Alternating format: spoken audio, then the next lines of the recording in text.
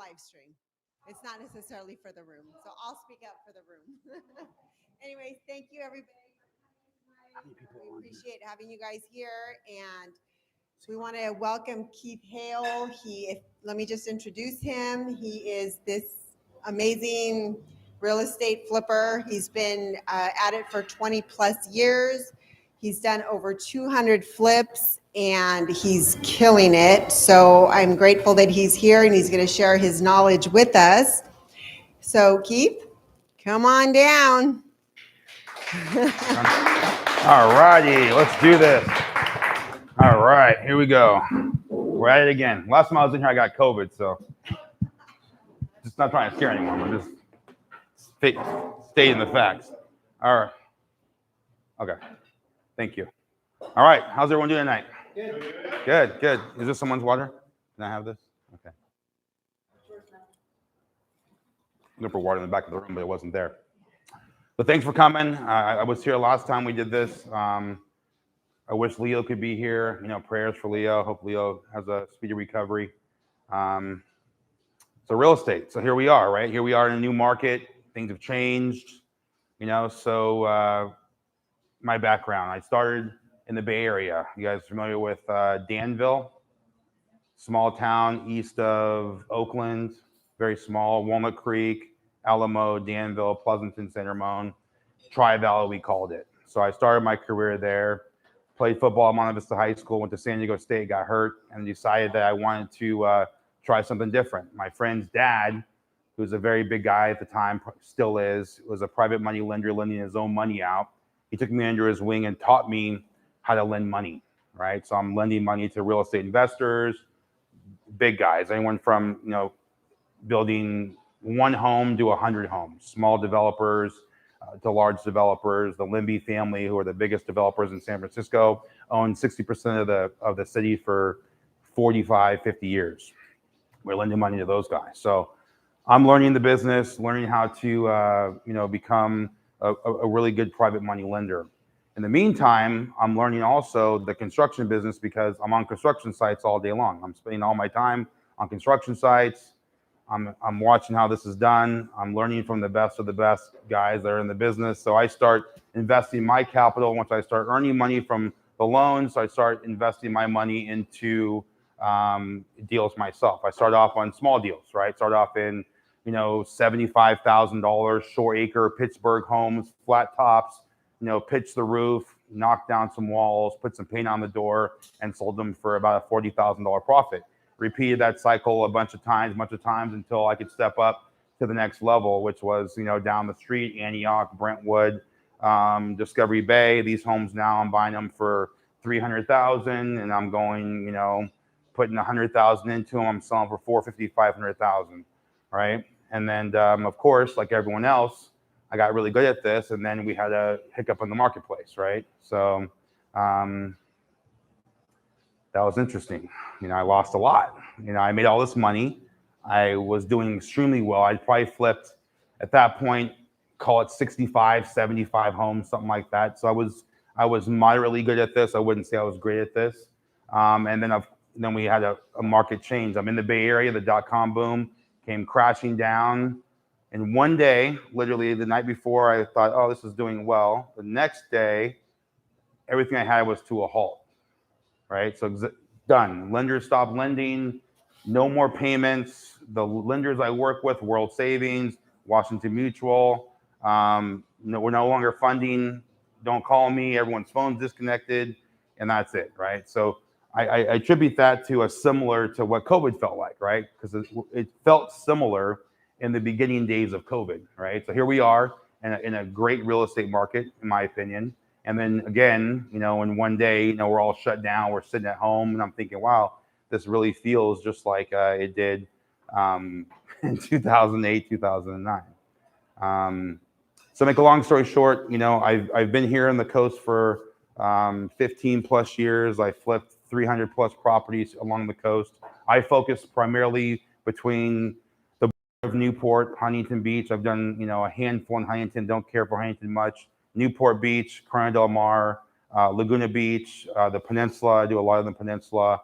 Laguna Beach, I'm going to stop doing business in Laguna for obvious reasons. I'll tell you in a little bit. And then we own some properties that are further south down in Dana Point Dana Point in San Clemente. San Clemente is good. I've done 20 plus properties in San Clemente, and then we're going to build 3 hotels in about 6 months. If you guys know where the Strand development is, anyone familiar with the Strand? So above those bluffs there, that's our real estate there, and we'll build those too. So I don't have an agenda. I usually have an agenda when I speak, but tonight I don't. And the reason why I don't is because I feel like the calls I'm fielding lately from people, and I take a lot of calls, it's like fear. Everyone's, what are you going to do now? What's going to happen now? And all these things. So I want to read out some, I called a friend of mine and I asked her to give me some statistical data. And I want to find out, I want to tell you guys kind of where the market is that I play in. So are you guys all from Orange County? Are you guys all flippers? What do you guys do?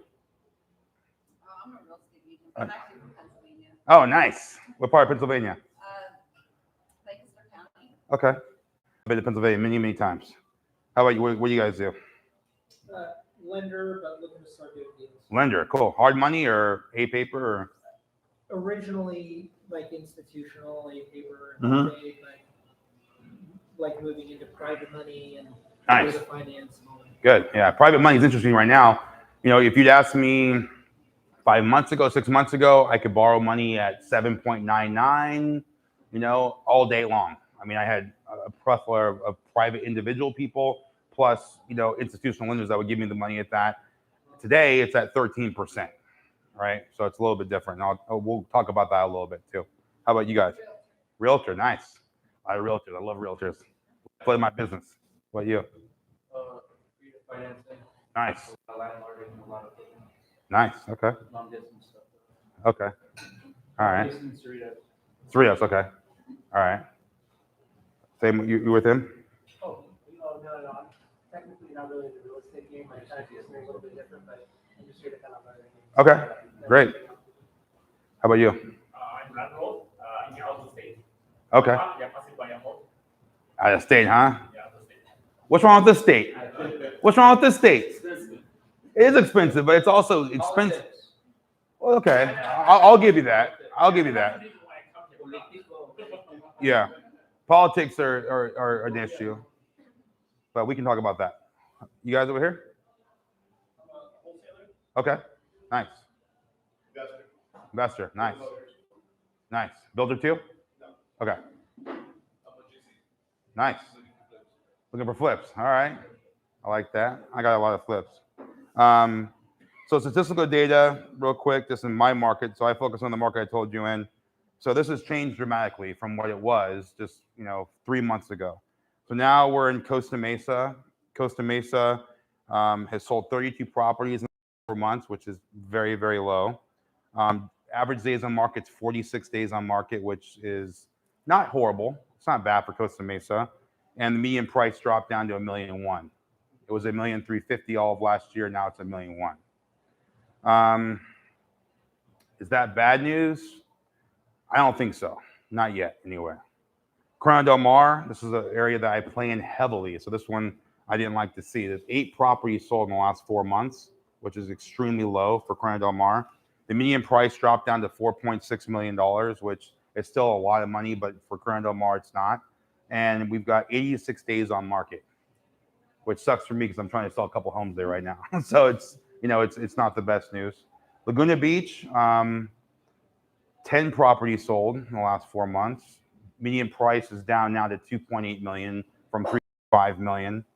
And we've got 35 days on market, which is good, which I feel like is a good number. I don't feel like it's a bad number at all. So what does this all mean, right? So people, are asking me, so what are you going to do now, right? Has the methodology changed at all? And the answer is, of course it's changed, right? What we learned from 2008 was, could you hold your properties? How did you invest? Did you underwrite for the end? And the market then was a completely different market we saw, right? We saw the largest appreciation that we probably ever saw in real estate, except for COVID, right? COVID mimicked the appreciation we saw of the dot-com era. And then also now we've seen the biggest drop in real estate since 2007. So here we are back in the same type of market as 2007, except the difference now is that the banks are going to continue to lend, right? So now we've got lenders, we've got capital, we've got, the government who stepped in to give us all money during COVID, which fueled the real estate market and made the coast one of the highest real estate markets ever. We made so much money on the coast. I mean, the second they said COVID hit, I was like, oh crap. And then 2 weeks later, my phone would not stop ringing from people from LA, from the Bay Area, from other places. And they were just asking me if there's any real estate available, any rentals available, things like that. So I'm sure if you guys all saw how much, properties were moving and how interest rates were low, things were moving really fast. Now we're in the exact opposite again. So the underwriting has to be different, right? Why? Because when we were underwriting in COVID, I could take a property, I could flip it. I know I would sell it within 4 to 5 days with multiple offers, right? And I didn't have to hold it very long. Now I have to think about my holding cost, my construction costs, whatever those are going to be. And we're lucky, we are general contractors also. We have our own crews, so we have our own materials. We buy in bulk. So we have a little bit different of a situation. Still, we have to think about it though, but it's still a little bit different. And then, how long will we have to hold the property now, right? So I would say on average now, or my holding methodology in my mind is 4 to 6 months, right? So I'm going to plan on holding the property for 4 to 6 months, whereas to before, I was planning on holding the property for, 1 to 3 weeks, right? At most. So my costs are up 13%. You gotta underwrite that. I'm not going to pay that, but that's what I have to underwrite too, just in case I have to ever, refinance this property, pull some more cash out of it.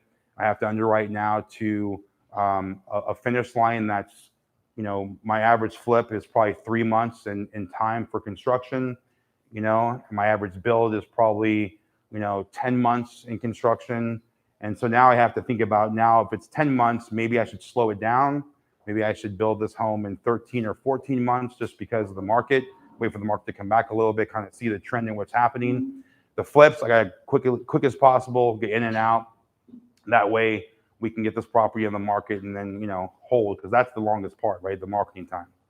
So things have changed, but I feel like, just like I felt like in 2010, when I think the most amount of money that I've probably accumulated from the real estate market besides COVID was right after the crash of 2008, because everyone was scared. Everyone was so scared of real estate, like we're seeing now, right? I mean, I just bought a home in Corona del Mar, across from the mall, Fashion Island Mall, just right across the street.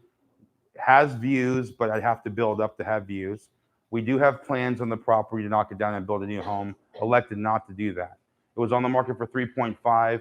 I went in with an all cash offer at 2.7 and they accepted, right? So that's scared. People are scared, right? They're like, are we going to sell this house? Can we sell it? A year ago, 6 months ago, that wouldn't have been possible, right? And now that's possible. So what's my methodology? So why would I knock that house down and build it? It would cost me, let's say $2 million in construction costs, right? $350 a foot, potentially. And 10 months down the road, I don't know what's going to happen, right? I'm gambling just a little bit, right? So instead, elected to flip it. So I'm going to do demo on the 23rd, a week from Monday, and I'll be out of that house comfortably by April 1. House will be on the market April 2nd. So that's kind of our methodology right now. The way I'm thinking about things is 4350 probably. 435. Yeah. And you got it at 27. 27. They were asking 35. It appraised at 3.5. Yeah, you got the appraisal back at 3.5. I mean, look, it's one of those things where if you don't ask, you won't get, right? So I feel like, why not ask, right? All they can say is no. All they can tell me, or they can counter my offer, right? They could say, Keith, that's not going to work. That's not enough money for us. That's fine. But I mean, You think it was worth more than 3.5? You got it. Or you got it at a good deal, really good deal. yeah. So what I look for like I said, I work in these markets, right? Coastal markets, and for the most part, that's it. Except for Los Angeles, I'll tell you about in a minute. But for the most part, I work in this coastal market, so I know the trends of this market really well. I know in this particular neighborhood that there was not much for sale. There hasn't been much for sale, even during COVID. There was only like 3 other houses that actually sold in this immediate 50 homes. So it's not a neighborhood that people move, right? Somebody's gonna buy it. So someone's gonna, when this is a popular neighborhood, someone's gonna pay the price, right? So I feel very comfortable. So I'm looking for things that are trending in that direction, right? Your value adding to it? Absolutely. So, I mean, what all were you planning on doing? Was it outdated? Oh, it's a mess. It's a nightmare. It's a nightmare. Yeah, the gentleman who lived in there, you know, God bless his soul, but it's just it's a nightmare. The house is a mess, right? It's not original owner. I think he's the 3rd owner, but you know, elderly person, you know, and he's just very extremely wealthy. The guy moved up, so he sold this to me at 2.7 and went and bought a $5 million house up the street. So this is not someone who needs the money, right? So it's just, you know, so yeah, all my construction costs will be 500. I'm estimating 6 if I had to do something else. I'm going to put a new roof on the house. I'm going to gut the entire inside. I'm going to change the front. I've got construction plans approved, so I'm not going to do that. But I am going to, you know, change the whole front of the house. I'll cut the front off. I'll change it, re-landscape it, and you know, improve every single room. Add bathroom. I'm not going to build up. No, I can't go up because with the current plans, if I went up, I'd have to do more to it than it's worth my time wise. So I'm going to be out of this house for sure. April 1st. This will be on the market April 2nd. Yeah. Yeah. It's my strict timeline. Yeah. Is your buyer, you think, gonna finance that, all cash, 7%? You know, it's interesting because some of the properties I've done recently, you would think that you'd be all cash, and I just did one off market in Emerald Bay, and this person that I thought was going to pay all cash, that was more than capable, decided to finance it 50% down. And what I found out, because I'm a Chase private client also, I found out that for private clients at Chase, the rate's still at 4.5% to 5%, depending on how big the loan is. And there's a credit union that's in Brea, and I forget the name, America First or one of those credit unions that are offering the same thing for private clients. I think a net worth over $2 million or so, and your rate will still be in the 5 range. So that's not bad money. I mean, that's, you know, that's typical money. You know, 2007 it was 6.5%. Our average today is 6.75%. You know, our hard money back then was 10.75% to 12%. Now we're at, you know, if you can find 10, you're lucky. You know, I think, you know, Center Street, probably, you know, some of the other, you know, Genesis, you probably can still get, you know, 10%, 10.99, 11, but your private individuals are going to be north of 12 right now, just because for 2 years they couldn't get it, right? They were at 7, 8. You know, now it's their turn to make their money. So it makes sense to me. Yeah. What are the questions? I love questions. Let's do questions. I can talk forever. So your crew, is it in-house, most of it, or 100% in-house. everything in-house? Everything in-house. HVAC? HVAC in-house. Tile in-house. Roofing in-house. Wow. Concrete in-house. Yeah. Well, if I told you that, you might hire them. I can't tell you that. I mean, like you started your own Mhm. like, general contracting business. Yeah, I mean, so, you know, over the years it's evolved, right? It started off as a one-man show, me, right? You know, and then it became, I need some help, right? So who can help me with this one-man show? Because once you get up to about 5 or 6 projects at a time, it becomes hard to manage them, right? You know, to project manage all those. I mean, it's extremely difficult, especially when you're not controlling material. Things don't show up on time, and you know, it's hard to get, you know, sinks and tops and things of this nature. It becomes extremely difficult to manage by yourself. So you have to collaborate. So, you know, another thing I was going to talk about tonight is collaboration, right? This year for me, it's going to be probably the biggest collaborative year I've ever done, right? Because I feel like, you know, our claim to fame and what I've done well so far is work with, you know, 100 plus real estate agents, right? Why? Because that's who gets the deals, right? Real estate agents talk to clients. That's their job, or your job is to go out and find off-market properties or list properties for sale, or find people who want to sell and call up people like me who want to buy real estate quick, right? And so the lifeblood of this business for me so far has been teaming up with a bunch of real estate agents in different markets I want to work in, and saying, I got cash and I'll close quickly. I'll underwrite and maybe close in 2 to 3 days if I have to. right? And that's the lifeblood of it. Now it's like we go out even further than that, right? So it's real estate agents, it's investors, it's whoever talks to people who has real estate for sale or can find a deal. You know what I mean? Historically, I don't work with wholesalers, right? And the reason why is I don't. Historically, I don't work with wholesalers. And I'm not putting it down because everyone has their gig. The reason I don't work with wholesalers is not because I don't want to work with wholesalers, because most of the time they bring a deal to me, it's unrealistic on the price, right? The price just doesn't make sense, right? So what they have in the deal or want in the deal sometimes is more profit than I think I'll make in the deal. You know, I mean, someone called me. They want all the juice. Well, I mean, they want the juice. And so what I kind of came up with a theory on wholesaling. And it's funny because Joe, I did a wholesale deal with someone from another meetup. And it's like probably the first one I've ever done. And I feel like, you know, the way I think about it is as a real estate developer, as a investor myself, my money is at risk somewhat, right? You know, we're putting our money in the deal and we're waiting for the outcome, right? So the outcome is we're going to improve the property, whatever we're going to do to it, and then we're going to sell it for a profit, right? So that's our methodology, right?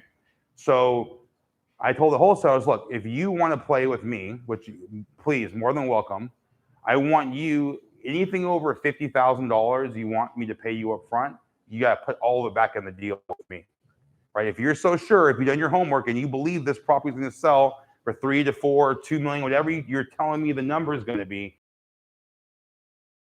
they won't. Most of them won't. So that's most of them won't do that, right? Most of them are like, oh no, Keith, I want to get paid up front. Too. I want to get paid up front. I mean, who doesn't, right? That's the name of the game, but it just doesn't work. So no offense. I mean, everyone who's doing real estate, I mean, this is what fuels the market, and we all have a thing to do. I just don't, you know, it's for me, it's just a numbers game, right? This is all math. It's easy math, right? Is there a number you won't go below, like $1 million houses, or are you at 2 million plus? I mean, you know, I think in the market so 2 markets, right? So we've got this coastal market that's really well, but we're also building homes in Los Angeles, right? So we've got a project in Silver Lake right now that just went vertical, you know, a month ago. I'm going to build another 5 units, single family, small homes, 1,400 square feet, outside Silver Lake, up on the hill up there, kind of East LA area. And then I just bought a piece of land that's RTI, and it's in Los Angeles also. It's 17 units, and we've partnered with the Veterans Administration. And you know, the reason why is because they need housing bad. So I can build, you know, I don't want to say the word cheap, but I can build an entry level construction build apartment, 17 units, and I've already got it rented 100%. So the good thing about construction is we control the cost, right? So we control the cost, we can control the profit, because the way you underwrite the apartment deal is you underwrite the income.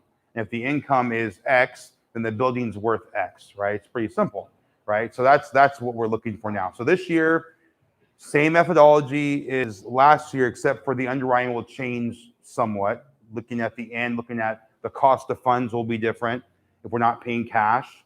The time length of time will be different. I have to hold the property, and the construction time has to shorten, has to go way down, right? I can no longer take on a flip that takes 6 months to do, right? That doesn't make sense. So I have to know that. What does that mean? If I can't take a flip on and take 6 months, that means I have to have more people on a job, which means I can do less jobs, right? So the chance of us getting to 100 flips this year is probably not going to happen, which is okay, right? But the quality of them, I think, you know, like this home here, I you know, again, knock on wood, you know, because I don't know what's going to happen with, I don't know if is the president going to jail, or, I mean, I don't, who knows, right? You know, I just wish he'd bring Trump back, but that's my own personal opinion. But either way, I'm just saying we don't know what the market will bear. I feel like what's going to happen, you know, looking at the trending and the way things are trending, is I don't personally feel, based upon the clients that call me every single day, that the market is as bad as what the news keeps telling us it is. I don't feel like it is. The numbers say it's bad. The numbers say it's down 47% from this time last year. The numbers say that we're going to lose 3% per week or some crazy number. I'm like, just doesn't make sense to me, because people are still buying homes, right? They're still buying. where they want to buy, especially in the coastal markets. And my theory always is, if you can see water, it's going to sell eventually, right? You know, that's my theory. You know, and people in LA, especially here, we've got too many people that live in Orange County, Los Angeles, Riverside, and all the surrounding areas. So we have to buy homes here. People have to move. It's just a little bit different of a market. So I feel like it's the market's not as bad. I'm still getting the phone calls. I'm still getting the interest. It's just taking longer because the news is scaring people into thinking that this bottom is going to fall out and that you're going to be able to save $400,000 or $500,000 on a piece of real estate as an end user. And I just don't see that happening. I just don't see that happening. Now, you know, in parts of Fresno, you know, Sacramento, you know, some of these areas, but even there, you know, you've got the Bay Area moving to parts of Sacramento and they're making that expensive. So I don't know.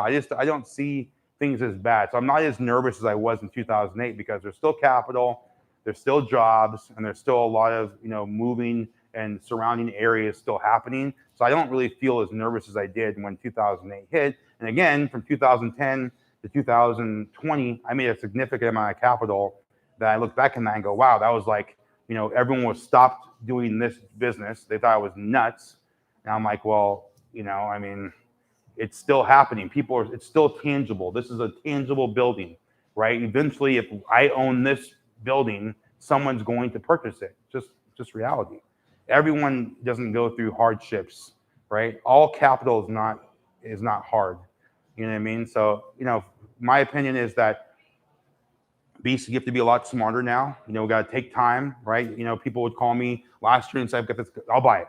Doesn't matter. I want it. Corona Del Mar, sold, right? And that's, you can't do that this year, right? This year, you got to just slow down a little bit, underwrite things a little bit more, you know, make sure, walk the properties, make sure it's something that we want to do, right? So I don't feel that we're in this, you know, let's run and go for the hills yet. I don't feel that way, you know. So why do you say you don't really do Laguna Beach anymore? Laguna Beach, and I hope they're watching, because I got a bunch of projects there now. So Laguna Beach is two things. One, it's beautiful, right? Laguna Beach is probably the best looking city in all the coastal communities, right? Because Laguna Beach.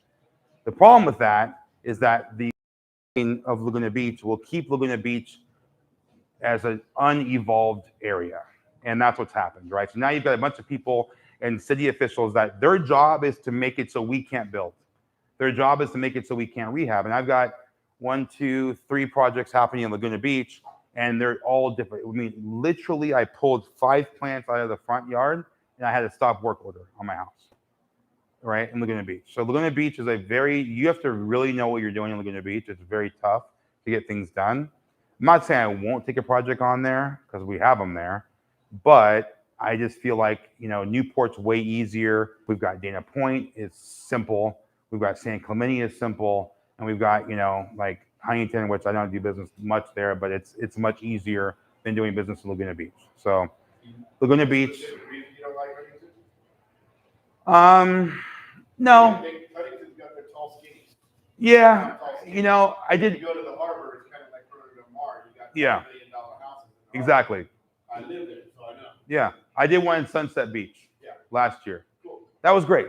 You know, So, downtown Huntington, I agree. yeah. But Yeah. the harbor. Yeah. I mean, like Newport. yeah. No. You got yard. Yeah. I mean, you know, the thing is that it's just like Costa Mesa, right? You know, to me, like, you know, I did a bunch in Mesa Verde area of Costa Mesa, right? And, you know, East Side, I love it there. Everyone loves it there. You buy a house on that East Side Costa Mesa, sold. Families love that area. Just like that side of Huntington Beach, same thing. When you're on Adams, you don't even know if you're in Costa Mesa or you're in Huntington Beach. Most people don't even know, right? But historically, I just haven't got the price there. You know, historically, even that house, we got the price by doing a real estate trick. But, you know, historically, we don't get the price there. So, On the dirt. yeah, I mean, I'm just saying the buyers, you know, I hate it because I'm not originally from Orange County, but when the buyers come from out of town, all they want to see is Newport Beach, Newport, right?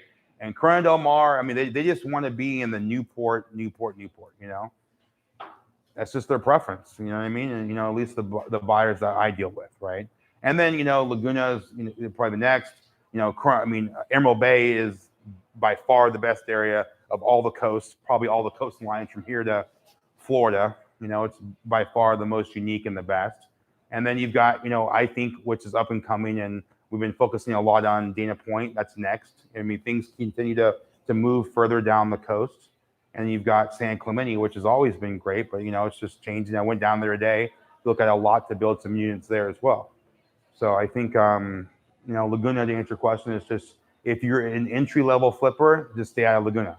You won't get anything done. It'll take more time than you want. I've got a 3-unit property there. I can easily lot split. If any other city, lot split would be done in 4 months. Laguna is telling me that all these problems and all this blah, blah, blah, blah, blah, which is not true.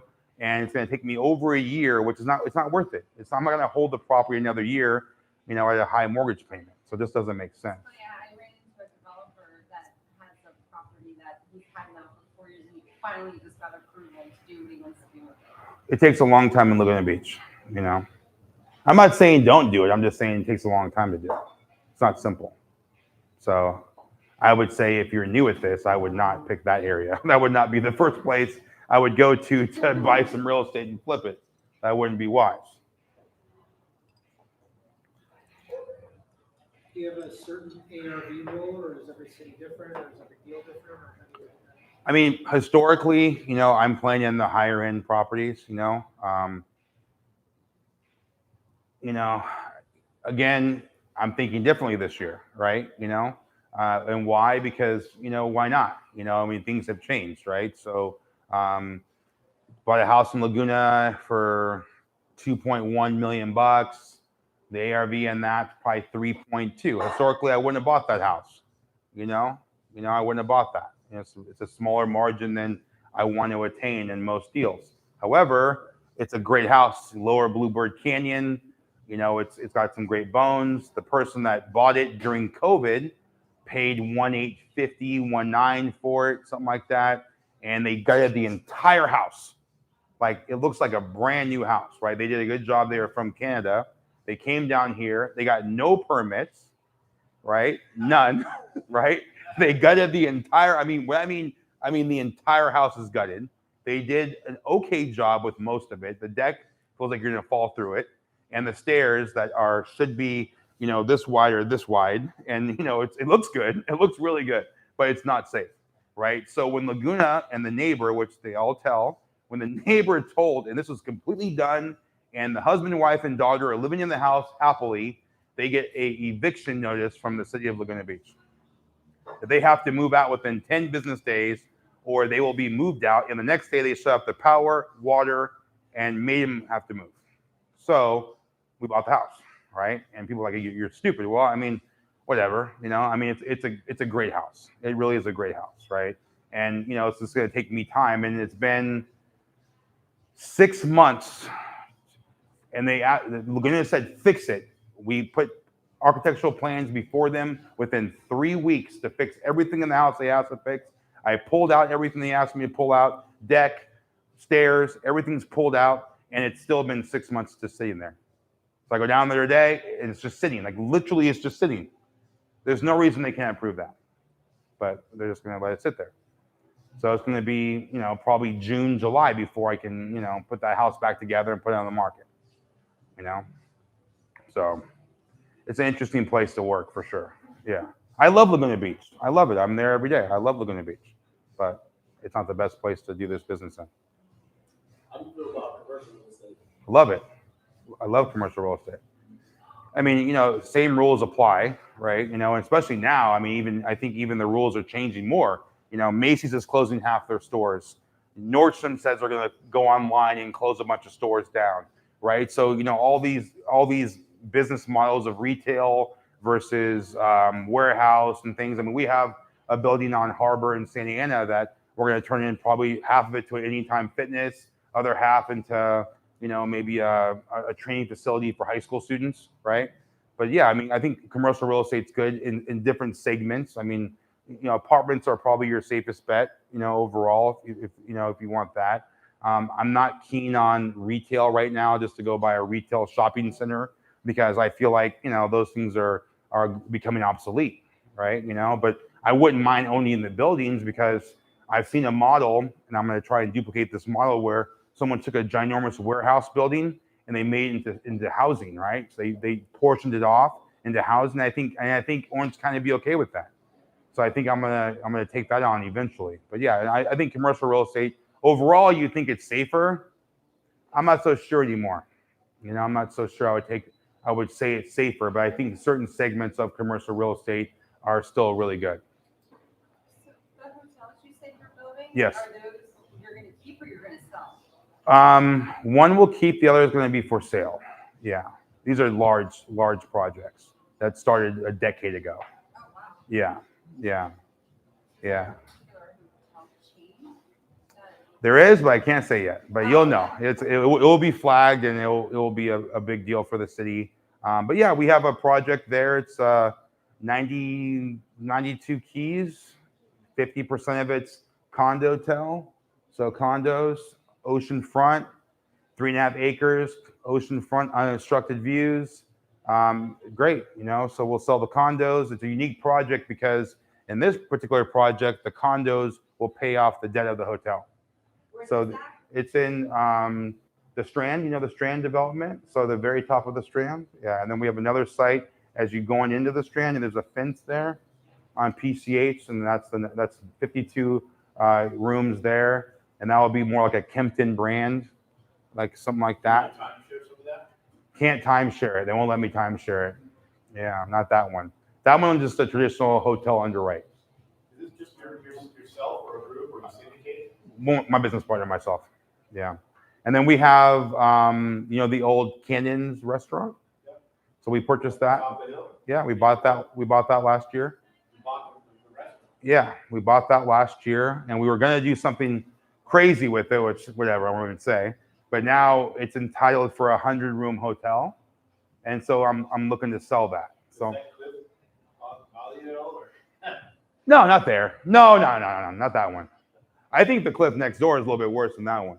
Yeah, that one bothers me a little bit. But I think for a boutique 100-room hotel, it's perfect because you know, we all know what's happening to the harbor there. They're gonna put $1 billion in the harbor. They're gonna put shops, underground, subterranean parking there.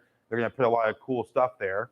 So I think that you know, I think that area. If it was me, now if you were to ask me right now, where do I go to do this business? Dana Point, without a question, for sure. Because I mean, this last year alone, I was looking at condos in Dana Point, small ones, just, you know, down from Blue Lantern, that you could have bought for $700,000. That you can't buy those anymore. They're $1 million now.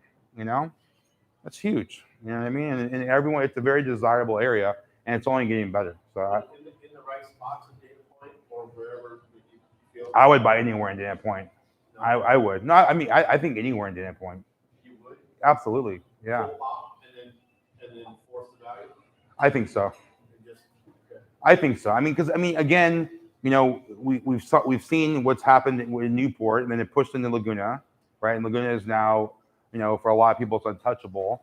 And then when you keep going down, right when you pass, you know, Laguna Beach, and even the south side of Laguna, people, oh, the south side Laguna, oh, I'm on the south side. I'm like, okay, and we bought a lot there for $1 million. That's now worth $2 million within 1 year.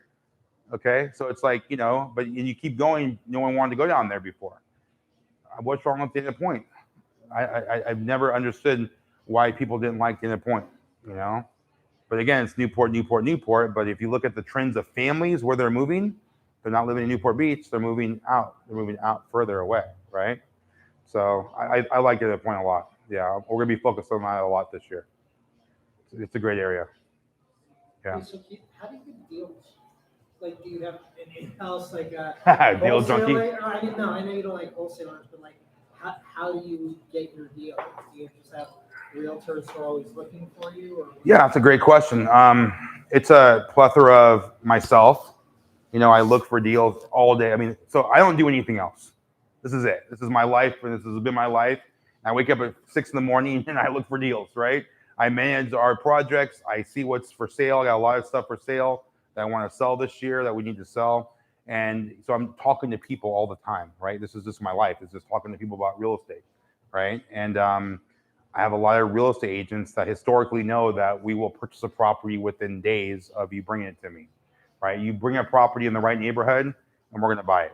It's just guaranteed. Based on what criteria, what's your buy? I mean, you bring me a property in Corona Del Mar, I'm buying it. Period. No matter what. Yeah, almost no matter what. You know, certain areas, I mean, it's just, you know, almost a no-brainer. I don't feel the same about Laguna Beach. I don't feel the same about, you know, surrounding areas, but I feel about, you know, Corona Del Mar for sure. I mean, sold, you know, for the right price. You don't work with wholesalers historically, so they're I try to. I mean, we all know the big company names, the wholesalers and stuff, and their prices are outrageous. And then you've got the one-off people, and I try to work with them. I talk to them all day. They call me every day. You know, it's just the numbers don't work, you know? And I'm a transparent guy. So when they ask me to sign NDAs and all this stuff, I'm like, look, dude, look, like we don't have time for that. And NDAs in California, unless it's attorney to attorney, it doesn't matter. It doesn't even hold up in court, right? And I've already been through this 5 times. It doesn't work. It doesn't matter. So I'm not gonna get my attorney to talk to you, and I'm gonna pay my attorney $1,000 an hour to talk to you about a deal. You can just tell me what it is, right? Because if it's good, we'll do it together. If it's not, we won't. You know what I mean? So I feel like, you know, wholesalers they're just unrealistic. I mean, it's just not realistic. You know, I mean, if I was a wholesaler and I was making 10 grand a deal, and I had, you know, a guy like me or, you know, other people that buy a lot of real estate, I mean, you're gonna make your money. You're gonna make a bunch of money. But when you put 100 grand in the deal, now I have to really think about it. I gotta really underwrite the deal differently because you put so much money into the front deal. You're convoluting the deal from the numbers on the back end. So now you're messing with my profit. Sometimes it just doesn't work. But I've got, you know, a lot of real estate agents. You know, I've got the ones, you know, I've got a bunch that are just like in the web, and I've got, you know, a ball of them that I work with, you know, I wouldn't say exclusively, but more often than not, right? And what we do, and I do, is if a real estate agent brings a deal and it's off market, 90% of the deals I buy are off market. And I don't like to buy out market deals for obvious reasons. And if they bring me the deal, I give them the deal back, right? You know, as long as they give me a discount and fee. Yeah. She's like, I don't want to hear that. No realtor wants to hear that, but it's true. So if they double-ended, you want to give 4 points instead of 6. I mean, you know, the real estate MLS, the real estate board, I've argued this, I've spoken in front of the board, it's broken. It's the broken system that no one's challenged, that eventually someone's gonna have to challenge with some technology or something. I was just having this talk today at lunch that the MLS, the California real estate system is broken. I think it's broken in most states, you know, and I think that, who said it's 6%? Who made this number up? Why not 10? Why not 4? I mean, who made this up, right? This is a ridiculous number that someone just threw out there, and it's been this way forever and ever and ever, and no one's adapted. I think the new number in real estate is 4%, 4.5%. You know, that's why I'm seeing, right? Especially on the coast, right? You list one of our properties on the coast, it's 4%. That's just the number, you know. I mean, I don't know. It has really never over that, you know. I think if it's $100,000 or $15,000, I think it's 6%. You know what I mean? But I'm just saying, I don't know who came up with this number. You know, I think it's a broken system. But yeah, so real estate agents, I give them back the deal, regardless if they double it or not, they get it back. Most of them will, you know, throw us a bone, you know, on them, and then they get the deal. And my thing is, I sign only 90-day exclusive relationships, because if they don't work, if they're not working, then I can't work with them, right? Because it's my job to fix it, your job to sell it. If you're not selling it, then I gotta find someone who's gonna sell it. It's not personal, you know what I mean? It's just reality, right? So 90 days at a time, and I feel like that's fair. It's a fair, you know, it's a good amount of time. And guess what? If it's not selling because the price wrong or we're getting action, but fine, we'll sign another 90 days. It's not like a sticking, but I don't want to be in a 6-month contract, which I have been, with the agents that's not going to do their job, and now I'm stuck with them, and they're threatening to sue me if I fire them. So it doesn't work, right? I want to know what you did for the first 5 transactions you started out with. I got on my knees and prayed.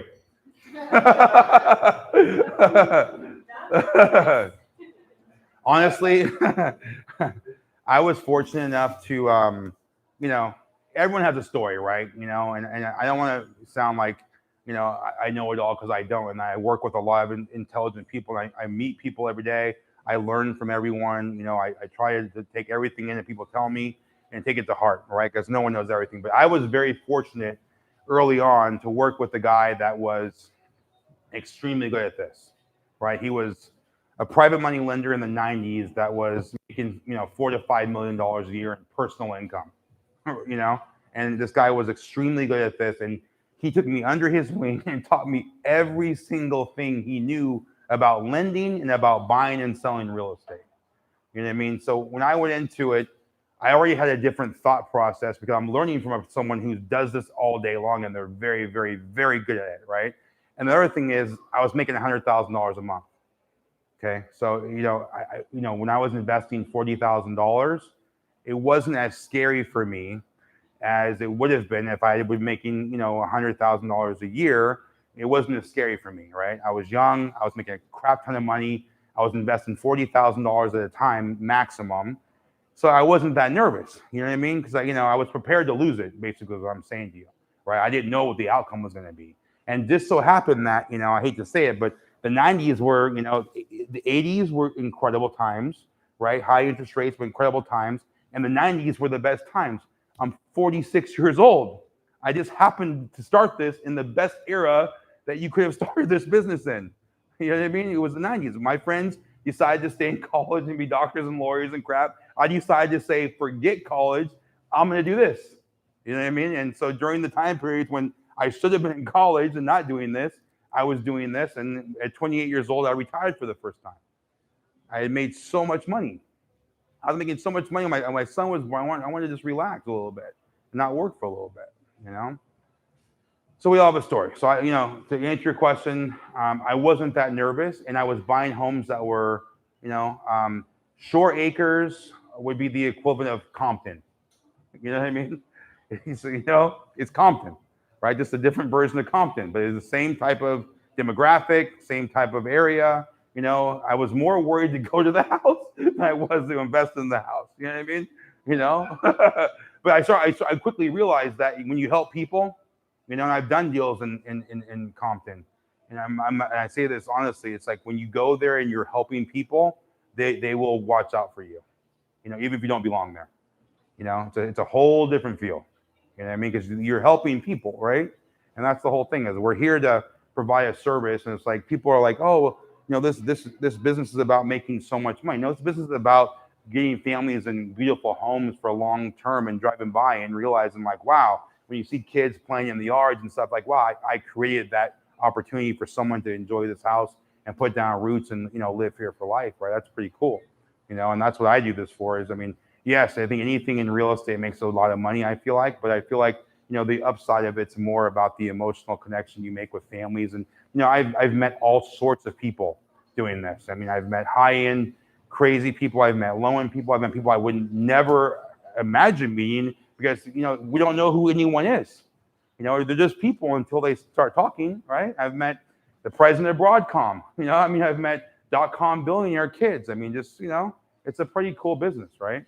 Did you find a property through the traditional MLS, or not everybody's gonna be fortunate as you to be under a wing by something amazing as you did? Yeah. What are the options as a new investor coming in and looking to get into getting your first property? Yeah, I think now it's actually a little bit easier because we've got Trulia, Redfin, Zillow. We've got all these real estate apps where you can kind of do some market trend analysis. If you pick a particular market and just kind of like, you can't do this all over the place, but if you say, okay, I can't afford Newport Beach, I'm going to work in Whittier. Okay, you can probably trend it down to some neighborhoods in Whittier and see what the selling prices are. And then, if you buy a property in the MLS, everyone knows what you paid for it. Right? That's a risk to you as an investor, right? Because they might say, and I hear this a lot, well, you paid 1.5 million. Why is it worth 3 million now? That's a conversation that you have to deal with, right? So when you're on MLS, and the reason why I don't like to buy properties in MLS because of that conversation right there. And sometimes you can't get out of it, right? And I'll tell you in a second how to do it, but I shouldn't. But I'm going to tell you because it's actually I don't know if I should tell you. Maybe I'll tell you when the camera goes off. Yeah, I'll tell you what to do. It's a there is a way to do it. But I mean, the reality is if you on the MLS, which you can, right? But your risk of profit goes down because everyone knows it's public record what you paid for it. And I'm not saying it's not public record you pay for it when you buy off market because it still can be found out easily, right? You can, if I tell you to look up the address I paid you, Keith, you paid 4.2 for it. Okay, but did I? That's the question, right? So yes, I mean, so MLS is good, but you can, I mean, knock on doors, go to these events, right? There's a lot of ways to find real estate. I mean, now, I mean, there was none of these events when I was starting the business. There was no Trulia, there was no Redfin, there was a phone book, and me knocking on people's doors to say, hey, do you want to sell? What? Yeah, I want to sell my house. Of course. How much? You know, so it was just a different time. I think some of that stuff still works today. I mean, some of the biggest agents I know, they still knock on doors. You know, they still go talk to people. You know, I do it. I mean, I knock on people's doors to see if they want to sell their homes. I mean, most of the time now it's no. But you know, you just never know. I mean, people have circumstances, right? I look for, deaths. You know, deaths are a huge thing, right? People die. Who's left over? Do they want to sell? Does the family want to sell? If they want to sell, maybe I can hang out for the next 6 months while they're figuring things out. Maybe I can help out with some things while, they're figuring out their arrangements and such, right? So, I mean, you just have to be in the community. That's why I'm saying, like, when people tell me they flip properties out of state, which it works. I know I have a friend here. All they do, they live here and they do out of state properties. But you can't really do what we do. You can't do what I do because you can't be involved in the community so much to where you'll know what's happening on each corner. Like you won't know, right? Because you're not in that market. You're just seeing the price and you're buying for the price and hoping that you'll return 15 to 20% of your money, right? That works until it doesn't. And then you're not in the market and then, and then you have a problem, right? So I feel like, if you're going to do this business and do it well, one, I buy properties, I have to be able to drive to it quickly. Because, I mean, if you're going to do a bunch of properties, I got to be able to get to all of them quickly. And most of them I can get to, like, within a few minutes. You know what I mean? Like 10 minutes or such, If you have properties in LA, which I do, and I only go up there like once a month now, but if you have them in Riverside and then them in Newport, I mean, that's a problem. It's a problem for your construction. How do you know if your guys are working? How do you know if they're at work? You don't know. You have no idea. Right? You don't know what's going on. So it's an issue. So I think you should focus on a community, especially in this market, focus on an area, a small demographical area. I think you go in that community. I think you talk to every real estate agent you can talk to and just start talking to title people, private money lenders. I mean, everyone knows someone with a deal, I got deals right now. Who wants a deal? I got deals right now. I want that $40,000. That's her. She's the 40,000. Yeah. No, I mean, well, back then, if you're putting 40 grand down, I mean, you're buying these houses for $75,000. You're putting some money into them, some for 125, 140, something like that. And that's all day long, But then, I mean, I grew up in Danville. I mean, the houses were under $1 million for a long period of time. By the time I was a senior in high school, they were all over $1 million. But I mean, it's like, that's, things have changed. Now the same house that I grew up in is probably $3.5 million, right? So things are a lot different now, but inflation is, things have, it's all relative, I feel like, Yeah.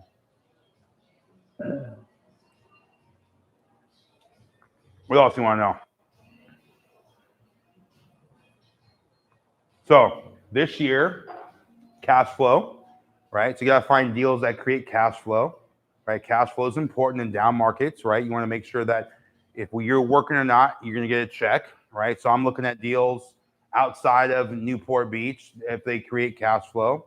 You want to build if you have the opportunity. There's builders in here. The general contractor right there, right? So you want to partner up with someone like that, right? Who has a crew and a license and knows how to build things. Have you gotten those deals over 20%? Which ones? Because you're talking about cash flow. Mm-hmm. So you're creating it. Mm-hmm. I'm curious because I don't know if it's the same in every single state. But for this to be good, it has to be like 20% Mm-hmm. cash flow with every single Yeah, Yeah, I mean, California is a different animal, right? I mean, the cap rates in California are low, right? You know, I mean, that building I'm going to build 17 units in LA, the cap rate's like maybe a 5 cap.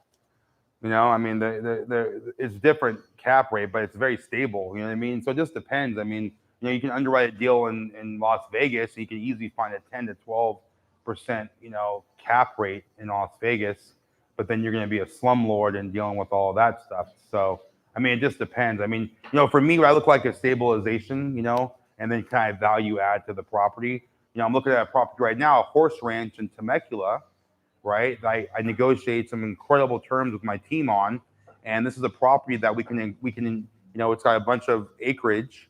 It's got a working horse ranch that's making $50,000 a month.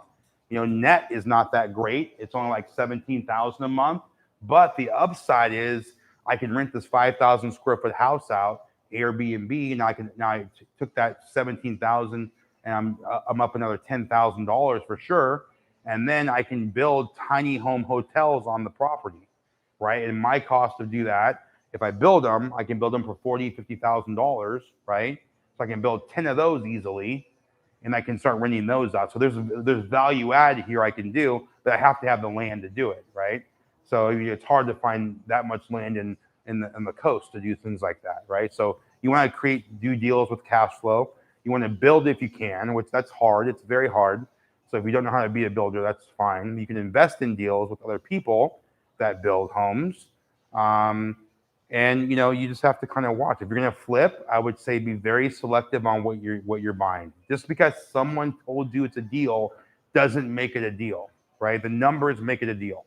You know what I mean? And no matter what they told you, offer 20% less right off the bat. No matter what. Because all they can say is yes or no. I mean, I do it all day long. I make unrealistic offers all the time, and some stick and some don't stick, right? But you know, the reality of it is that, you know, some will go and some won't. And some people, we don't know everyone's reason for selling, right? People have different reasons for selling. Some are like, I have to move tomorrow. What will you give me for the house? Some are like, I don't care. I don't ever have to leave this house. If I get the price, great. If I don't, great. You know? It just depends, you know? But yes, I mean, cash flow, you know, you want to get as much cash flow as possible, but you also want to get stable cash flow. You know it's going to be there for year after year after year after year. You know, I've been talking to the Veterans Affairs for a year now, and it's worked out, right? It's a good relationship. You know, we can build for them. I can build. They don't care what I build. To be honest with you, I can go build any neighborhood in Los Angeles, and they'll take it. It doesn't matter. You know, it's guaranteed cash flow. They'll even pay for furniture. They'll even furnish it after it's done, right? So that's great because there are many, you know, hotel investor, or excuse me, REITs that invest in apartments and, you know, things that create cash flow. I can sell these to them, you know, at my cap rates, and they'll buy them all day long, you know? So where should you go to inspection before you decide to make the deal? Okay, so historically, I buy all properties, non-contingent offers. Everything's non-contingent with no inspections, no appraisals, and nothing. Yeah. You have to be aggressive, right? If you know, most of the deals that I've been able to get is because of our aggressive offers, right? Versus someone who wrote an offer that has contingencies in there, you know, and they want the protection. I don't care. You know what I mean? I want to buy the property, you know, because the thing is, if you're a contractor, it doesn't matter what's wrong with it. It doesn't matter because we're going to fix it anyway. So what does it matter? What do I care? It's got termite. I already know it's got termite. I know it's got plumbing issues. It's got all these problems. I know electrical is bad. It doesn't matter because I'm gonna either tear it down or fix it anyway. So it doesn't really make a difference. Are you a GC yourself? My business partner is a GC, yeah. What's that? My business partner is a general contractor. So Yeah. you got a good relationship with your partners. Yeah. I mean, you know, I could sit for the test right now. I'm eligible to do it. I've been wanting to do it for the last couple of years, but I'm so busy. I can't do it. I can't do it. I will probably do it into this year probably, but I haven't had the need to do it. I can't. I just don't have the time. Yeah. Besides what you have on table now, what is your future promise? What are you looking at? 17 units in Los Angeles. I've got 4 units I'm building right now in Silver Lake that are, you know, vertical. Take on 5 more in Los Angeles. And the reason this land in Los Angeles, right? So I've got 8 units in Costa Mesa and Superior Avenue and Pomona Avenue. And we bought that lot some years ago, and we're in with the city. It'll be 6 months before we can build those. Those, if you've been by Hoag Hospital on Newport Boulevard, adjacent when you up to 55, if you see those live work lofts, that's Brandon Architects that we're building a similar product there. So it'll be 8 units and 9 units across the street. So that will be later on this year. We've got Old Newport Roadside? if you're going out, it's on the right side. Yeah. So if you basically make a right, like where Carl's Jr. is, and just go straight back, it's right there.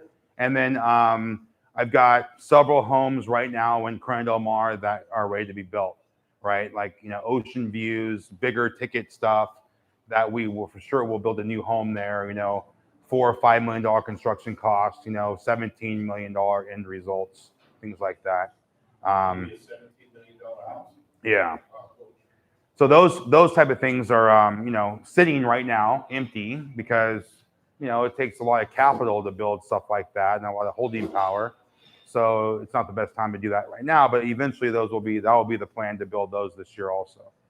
So 4 or 5 of those, and then the units, and then the hotel, and then just a bunch of stuff to sell. Right? There's a bunch of stuff that to get off the books. We've got 221 Carnation in Corona Del Mar. We've got 416 Legion and 575 3 Street in Laguna Beach.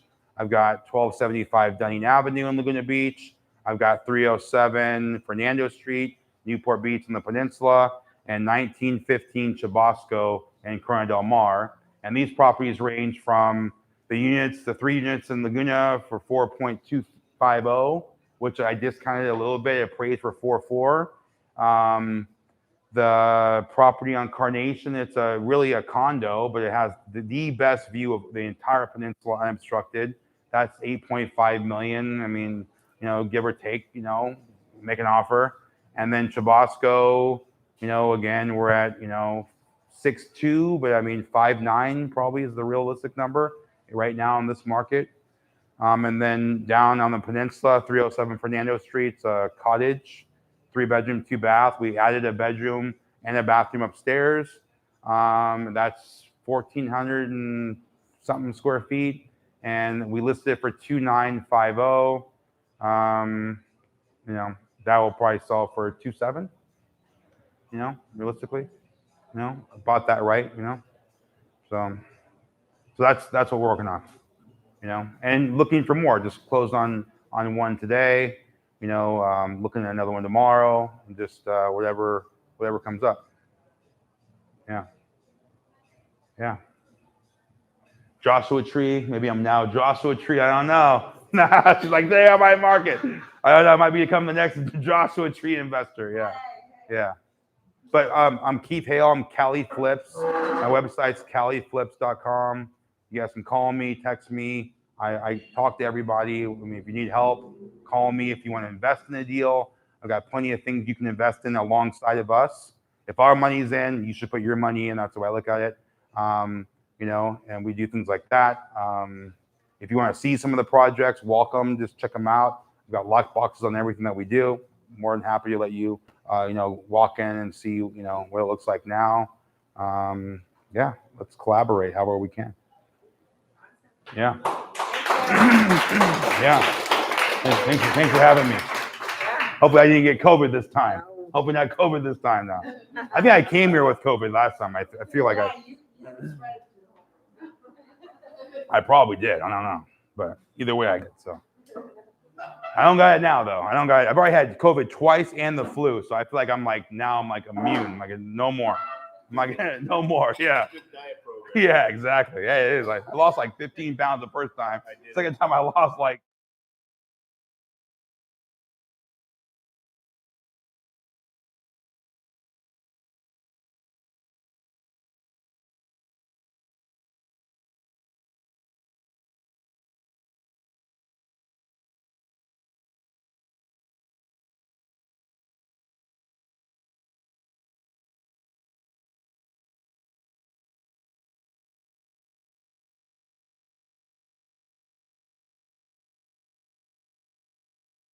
195, 190. Yeah. There you go. I held it for about 3 It's months. hard. and It's that was hard, it. man. It's hard. Well, the thing is that when you get older, I feel like, you know, you don't lose it as fast. And then the workouts are so much different. Tough. I work out every day. I'm like, I'm still fat. Like, I understand. Like, I can't get this belly off me. Thanks for joining It's us. the food. and, Yeah. I hope I you work guys out at, learned as much as we did, and it was great having you guys. Have a nice night.